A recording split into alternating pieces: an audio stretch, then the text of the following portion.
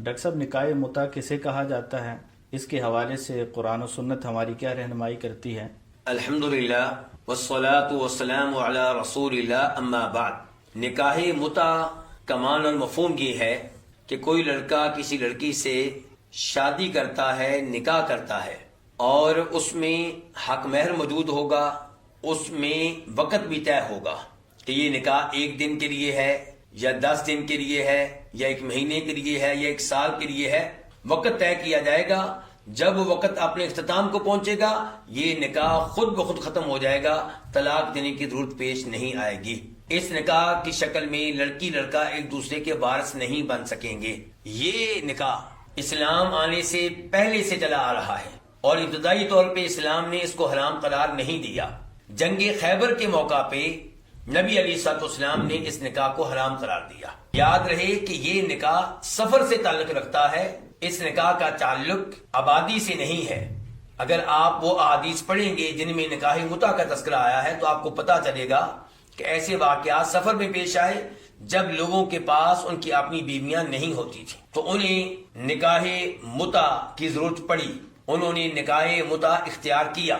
لیکن جنگ خیبر کے موقع پہ امیر المؤمنین جناب علی کہتے ہیں نبی علیہ الصلوۃ والسلام نے نکاح متع سے منع کر دیا تھا، اور امیر المؤمنین جناب علی آل بیت میں سے ہیں، بلکہ آل بیت کے سب سے بڑے فرزند ہیں نبی علیہ الصلوۃ والسلام کے بعد۔ آل بیت میں سب سے بڑی شخصیت ہیں نبی علیہ الصلوۃ والسلام کے بعد، اور یہ حدیث بخاری شریف میں آئی ہے، اور اس حدیث کو جناب علی سے روایت کرنے والے ان کے بیٹے ہیں محمد بن حنفیہ، وہ بھی آل بیت میں سے۔ محمد بن حنفیہ یہ سیدہ فاطمہ میں سے نہیں ہیں، بلکہ یہ کسی اور خاتون سے ہیں، لیکن جناب علی کے بیٹے ہیں، ان کے سگے بیٹے ہیں محمد بن حنفیہ، تو یہ بھی آل بیت میں سے ہو گئے۔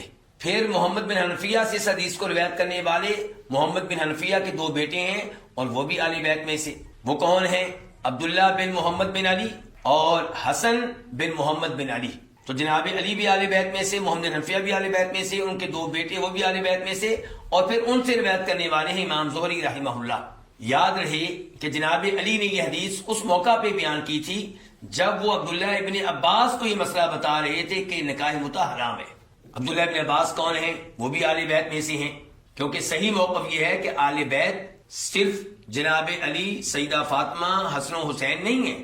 جناب علی، سیدہ فاطمہ، حسن و حسین رضی اللہ تعالیٰ عنہم، یہ سب بہت عظیم لوگ ہیں، جنتی لوگ ہیں، نبی علیہ السلام کے پیارے ہیں، ہم ان سب سے محبت کرتے ہیں۔ لیکن آل بیت میں آپ کی بیویاں بھی داخل ہیں، اور نبی علیہ السلام کے مسلمان چچا اور آپ کے چچاؤں کی مسلمان اولاد بھی داخل ہے۔ تو عبداللہ ابن عباس یہ نکاح متع کے قائل تھے، لیکن ان کو منع کیا اس سے امیر المؤمنین جناب علی نے، اور ان کو منع کیا اس سے عبداللہ بن زبیر رضی اللہ تعالیٰ عنہما نے۔ اور صحیح سند کے ساتھ مروی روایات سے پتہ چلتا ہے کہ جناب عبداللہ بن عباس نے اپنے موقف سے رجوع کر لیا تھا۔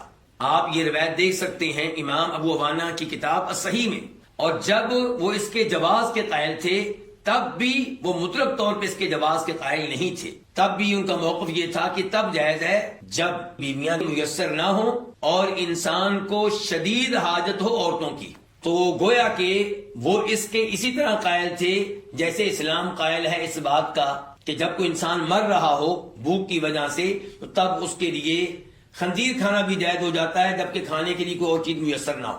جان بچانے کے لیے خنزیر کھانا جائز ہو جائے گا، حالانکہ وہ حرام ہے۔ جان بچانے کے لیے شراب کا 1 گھونٹ 2 گھونٹ پینے جائز ہو جائیں گے، جبکہ شراب حرام ہے۔ تو عبداللہ ابن عباس اس بات کے قائل تھے کہ ایسی مجبوری کے عالم میں نکاح متع حلال ہو جائے گا، اگرچہ ان کا یہ موقف درست نہیں تھا اور صحابہ کرام نے اس کو پر انکار کیا تھا، لیکن بتانا چاہتا ہوں کہ وہ بھی مطلق طور پہ قائل نہیں تھے، اور جو موقف رکھتے تھے اس سے بھی انہوں نے دنیا سے جانے سے پہلے رجوع کر دیا تھا۔ تو خلاصہ کلام یہ ہے کہ آل بیت بھی دیگر مسلمانوں کی طرح نکاح متع کی حرمت کے قائل ہیں، بلکہ اس موقف میں پیش ہیں کہ نکاح متع حرام ہے۔ یاد رہے کہ نکاح متع کی حرمت کے تعلق سے 2 طرح کی روایات ملتی ہیں، اور دونوں صحیح سند سے ثابت ہیں۔ ایک یہ کہ جنگ خیبر کے موقع پہ آپ نے نکاح متع کو حرام قرار دیا، اور دوسرا اس سال جس سال مکہ فتح ہوا۔ دونوں باتیں اپنی جگہ پہ ٹھیک ہیں۔ آپ نے جنگ خیبر کے موقع پہ نکاح متع کو حرام قرار دیا، حرام رہا، لیکن اس سال جس سال مکہ فتح ہوا اس سال آپ نے 3 دنوں کے لیے 3 راتوں کے لیے اس کی اجازت دی، اور پھر آپ نے اس کو قیامت تک کے لیے حرام قرار دے دیا، اور اب یہ قیامت تک حرام رہے گا. آج اس کی اجازت نہیں ہے.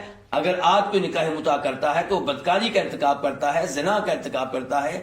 اللہ رب العزت سے دعا ہے کہ اللہ تعالی ہمیں شریعت کو صحیح معنوں میں سمجھنے کی توفیق دے اور آل بیت سے حقیقی محبت کرنے کی توفیق دے, اور اللہ تعالی ہمیں ان کاموں سے بچائے جن کو نبی علیہ الصلوۃ والسلام نے حرام قرار دیا, اور ان میں سے ایک نکاح متع ہے. واللہ تعالی اعلم.